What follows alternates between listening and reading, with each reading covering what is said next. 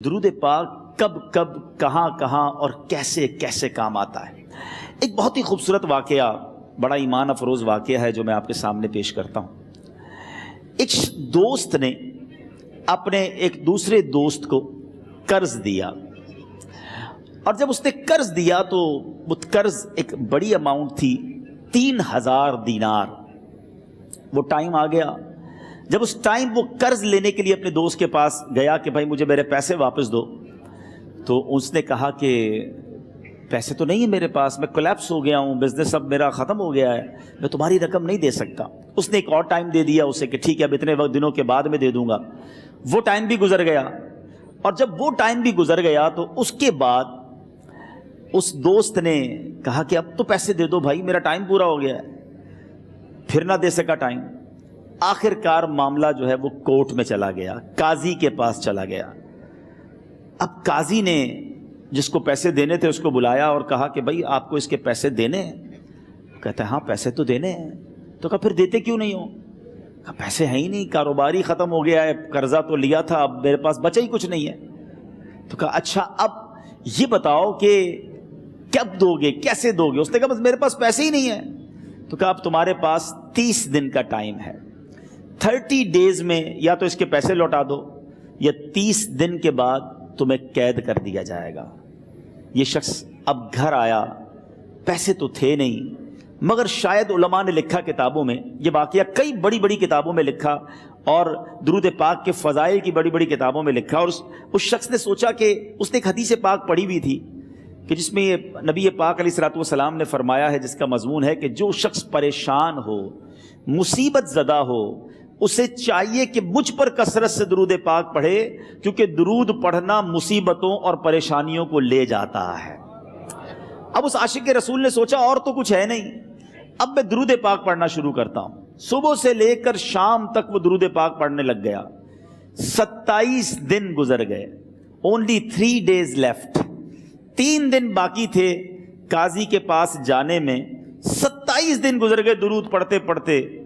جب 28ویں رات آئی تو آنکھیں تو بند ہوئیں، مگر خواب میں اسے ایک آواز آئی، گھبراؤ نہیں، تمہارا قرضہ ادا کر دیا جائے گا، تمہارا مسئلہ سالو ہو جائے گا۔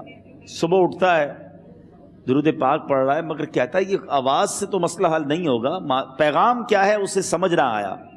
28واں دن گزر گیا، 29ویں رات آ گئی، مگر اب آنکھیں بند ہوئیں اور قسمت جاگ اٹھی۔ نبی پاک صاحب لولاک صلی اللہ تعالیٰ علیہ وسلم خواب میں تشریف لائے، اور پیارے آقا صلی اللہ تعالیٰ علیہ وسلم نے فرمایا گھبراؤ نہیں، علی بن عیسیٰ وزیر کے پاس جاؤ، وہ تمہارا قرضہ ادا کر دے گا۔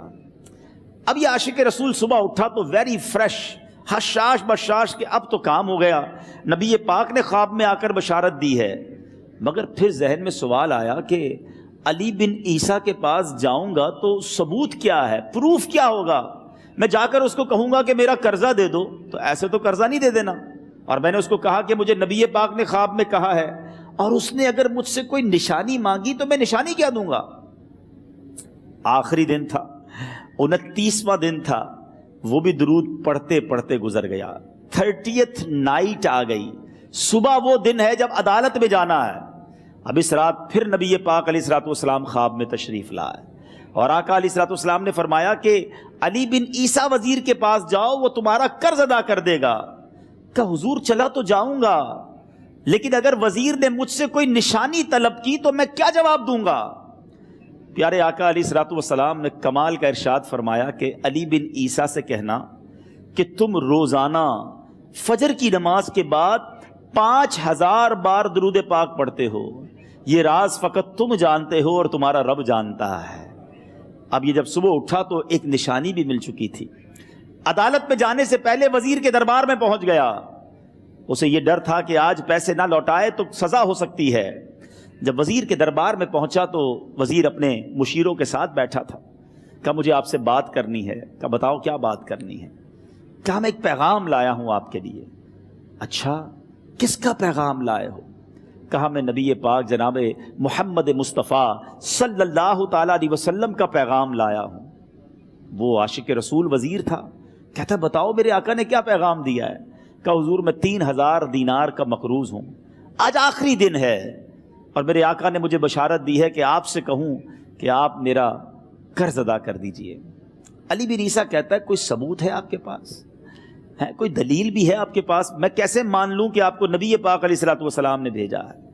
عاشق رسول کہتا ہے خالی ہاتھ نہیں آیا، میرے آقا نے مجھے دلیل بھی عطا فرمائی ہے، مجھے ایک ایویڈنس بھی دیا ہے، اور پروف یہ ہے حضور کہ آپ روزانہ صبح فجر کی نماز کے بعد نبی پاک صلی اللہ تعالیٰ علیہ وسلم کی بارگاہ میں درود و سلام کا نذرانہ پیش کرتے ہیں۔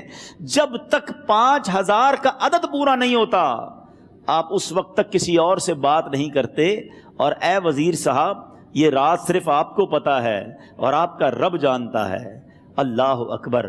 وہ وزیر تو جس کو کہے نا جھوم اٹھا، ایسا عاشق رسول وزیر تھا جو روزانہ صبح 5000 درود پڑھتا ہو، اس کی تو عید ہو گئی نا۔ وہ کہتا ہے مرحبا یا رسول اللہ، میرے آقا نے میرے درود قبول کر لیے، اس سے بڑھ کر میرے لیے سعادت کیا ہوگی۔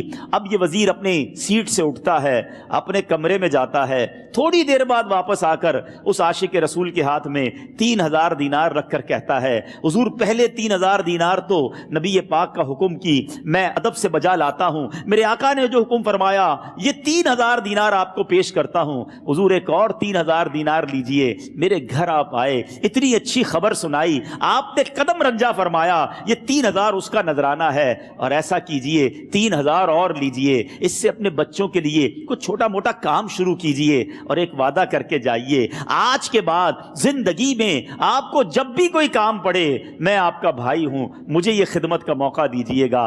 اللہ اکبر۔ وہ مقروض جو ایک رات پہلے 3000 دینار کا مقروض تھا، ہو سکتا ہے اس کے بیک آف مائنڈ یہ بھی چل رہا ہو کہ اب شاید کل میں نے جیل میں جا کر، عدالت میں جا کر گرفتاری دے کر جیل میں جانا ہے، مگر اب 9000 دینار ہاتھ میں ہیں۔ عاشق رسول جھومتا ہوا نبی پاک کی یاد میں گھومتا ہوا اب عدالت میں پہنچا۔ عدالت میں everybody expecting over there کہ آج اس نے آنا ہے اور آ کر کہنا یہی ہے کہ پیسے تو نہیں ہیں، گرفتار کر لو، مگر جا کر اس عاشق رسول نے 3000 دینار جج صاحب کے ہاتھ میں رکھ دیے۔ قاضی کہتا ہے پہلے تو یہ بتاؤ پیسے آئے کدھر سے؟ تم تو کہتے تھے غریب ہوں، تم تو کہتے تھے کاروبار نہیں ہے، ایک مہینے میں اتنی بڑی رقم کا انتظام کیسے ہو گیا؟ سبحان اللہ۔ اس عاشق رسول نے گویا زبان حال سے یہ کہا ہوگا کہ یہ تو کرم ہے ان کا، ورنہ مجھ میں تو ایسی بات نہیں، اتنا دیا سرکار نے مجھ کو، اتنی میری اوقات نہیں۔ اس نے وہ پورا واقعہ بھری عدالت میں سنا دیا۔